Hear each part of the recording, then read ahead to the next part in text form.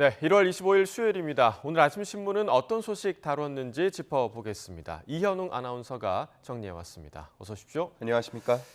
자, 첫 번째 기사 보겠습니다. 자, 어제 정말 추워도 너무 추운 그런 날씨였는데 아무래도 춥다 보니까 많은 분들이 배달 음식 많이 시켜 드신 것 같아요. 관련 내용이죠? 네, 그렇습니다. 어제 서울의 체감 온도가 영하 26도까지 떨어졌다고 하죠. 전국 곳곳에서 계량기 동파 신고도 잇따랐습니다. 또 제주발 항공편은 무더기 결항됐고요. 대체 휴일이었지만 사람들은 밖으로 나가는 대신 집에서 대부분 머물렀습니다. 그러면서 말씀해 주신 것처럼 외식을 하는 대신에 배달 음식을 택한 사람들이 많았다고 하는데요. 배달 라이더들 이야기를 들어보면 이런 날씨에는 장갑도 소용없다고 합니다. 하지만 그러면서도 일할 수 있는 데까지는 해보겠다면서 오토바이에 몸을 실었다고 합니다. 네, 뭐 그렇지 않아도 좀 추운 날씨였는데 집과 또 가족을 잃어서 더 추운 명절 보낸 분들이 있다고요? 네, 지난 20일에 화재가 발생한 구룡마을 주민들 또 이태원 참사 유가족들은 그 어느 때보다 추운 연휴를 보냈다고 합니다. 구룡마을 주민들은 임시 거주 공간으로 마련된 인근 호텔에서 생활을 하고 있지만 몇 번이고 전소된 집 근처를 다시 찾아가서 둘러봤다고 합니다. 한 주민은 설에 아이들 세뱃돈을 주려고 현금을 뽑아두었었는데 화재로 인해서 다 타서 없어졌다고 말하기도 했습니다. 한편 이태원 참사 유가족들은 설에 합동 차례를 지냈는데요. 철저한 진상 규명을 다시 한번 요구했습니다. 네, 따뜻한 마음을 보태는 그런 겨울이 됐으면 좋겠다 하는 마음을 가져봅니다. 자, 다음 기사 보겠습니다.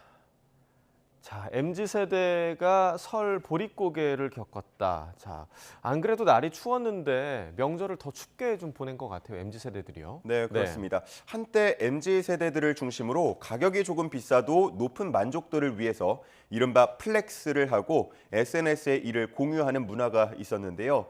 근데 요즘에는 플렉스라는 용어를 잘 듣거나 보지 못하는 것 같습니다. 고물가의 또 실질 소득 감소로 인해서 이렇게 삶의 풍경이 바뀐 거라고 볼 수 있겠는데요. 한 아르바이트 플랫폼이 조사한 설문 결과를 보니까 설 연휴에 아르바이트를 하겠다는 응답이 절반을 넘었다고 하고요. 아르바이트비는 생활비에 보태겠다는 응답이 많았다고 합니다. 또 회사나 지인에게서 받은 명절 선물 세트는 중고 거래 앱을 통해서 팔아서 생활비를 조금이라도 메우려는 모습도 보였다고 합니다. 네, 요즘 이 어려운 시기가 아마 자영업자들에게도 힘든 시기가 되지 않을까 생각이 드는데 이대 앞에 있는 명물 분식집이 또 문을 닫는다고요? 네, 그렇습니다. 무려 1997년부터 이어져 온 분식집이라고 하는데 오는 5월까지만 영업하기로 했다고 합니다. 이 분식집은 재학생들뿐 아니라 졸업생 또 관광객들도 찾아올 정도로 인기가 많았다고 합니다. 코로나 때 위기를 한 차례 맞았는데 당시에 문을 닫으려고 했지만 학생들이 찾아와서 만류하는 바람에 지금까지 버텨왔다고 합니다. 하지만 최근에는 재료비가 50% 가까이 올라버려서 더 이상은 버틸 방법이 없다고 하는데요. 학생들 주머니 사정을 잘 알기 때문에 가격을 올리기도 어렵다고 했습니다. 26년 동안 한 자리를 버텨온 이 분식집 사장은 그나마 학생들 얼굴이라도 한 번 더 보자는 마음으로 5월 말까지는 운영을 하려 한다고 말했습니다. 네, 물론 뭐 현실의 문제이긴 하지만 많은 이들의 추억의 공간이 사라지는 건 언제나 좀 슬픈 일이 아닌가 생각이 듭니다. 자, 다음 기사 함께 보겠습니다. 자, 코로나 관련 소식이네요. 30일에 이제 실내 마스크 의무가 해제가 되는데 격리 의무, 7일 격리 의무도 좀 완화될 예정이라고요? 네, 네. 세계보건기구 WHO가 오는 27일 회의를 갖습니다. 코로나19에 대한 비상사태 선언을 해제할지 결정할 전망인데요. 우리 방역당국도 현재 이 결정을 주시하고 있습니다. 만일 WHO가 비상사태를 해제할 경우 코로나19의 법정 감염병 등급을 현재 2급에서 독감과 같은 4급으로 조정하는 방안을 검토할 것으로 보이는데요. 이렇게 될 경우 현재 확진자에게 부여되는 7일간의 격리 의무도 해제될 가능성이 커집니다. 이런 검토는 주요국에서 동시에 이루어지고 있는데요. 미국은 코로나19 백신을 독감 백신처럼 매년 1, 2회 접종하는 방안을 추진 중이라고 밝혔고요. 일본도 현재 2등급인 코로나19 법정 감염병 등급을 독감과 똑같은 5급으로 낮추는 방안을 추진 중입니다. 한편 감염병 전문가들은 사스, 신종플루, 메르스, 또 코로나19까지 감염병이 5, 6년 주기로 발생해왔다면서 코로나19의 뒤를 이을 또 다른 감염병에 대한 대비를 서둘러야 한다고 지적하고 있었습니다. 네, 뭐 이제 한숨 돌린 것 같은데 또 다른 감염병 얘기가 또 나오고 하니까 마음을 놓으면 안 되겠구나 하는 생각도 듭니다. 자, 다음 기사 보겠습니다. 네, 중앙일보 일면인데요. 러시아에 파견된 북한 노동자 9명이 탈북을 한 소식인가요? 어떤 소식인가요? 네, 그렇습니다. 북한은 그동안 노동자를 해외로 파견 보내서 외화를 벌어들이곤 했습니다. 그런데 북한이 코로나19로 국경을 봉쇄하면서 귀국하지 못하고 해외에 남는 이들이 있었는데요. 이 기사에서는 러시아로 파견된 노동자들의 이야기를 담고 있었습니다. 현재 남은 이들은 대부분 생활고를 겪었다고 하는데요. 그리고 얼마 전부터는 우크라이나 전으로 폐허가 된 돈바스 지역의 재건 사업에 동원될 수 있다는 얘기까지 돌고 있었다고 합니다. 결국 이들 중 일부가 탈북을 결심했고 이 중 9명이 현재 한국으로 입국해서 정착을 위한 교육을 받고 있다고 합니다.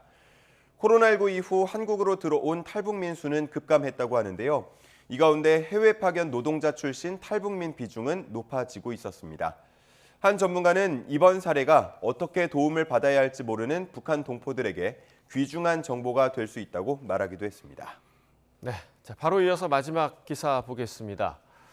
자, 사진이 크게 나와 있는데 굉장히 좀 날렵하게 생긴 비행기 사진입니다. 오른쪽 아래에 또 작은 사진이 있는데 어떤 내용인가요? 네, 큰 사진에 실린 건 현재 나사가 개발 중인 초음속 비행기의 모습이고요. 네. 오른쪽 아래에 작게 실린 건 20년 전 역사 속으로 사라진 초음속 여객기 콩코드의 모습입니다.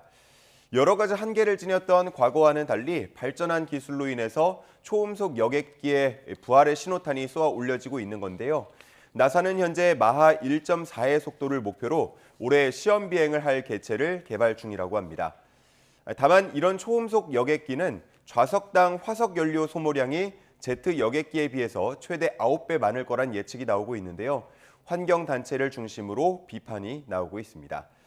그리고 초음속 여객기의 혜택이 주로 부유층에게 돌아갈 거란 우려도 함께 나오고 있습니다. 네, 또 그 아래 보니까 탄소 제로 전기 여객선에 대한 기사도 있어요. 네, 그렇습니다. 최근 호주의 한 업체에서 건조해서 2025년 인도하기로 한 세계 최대 전기 여객선인데요.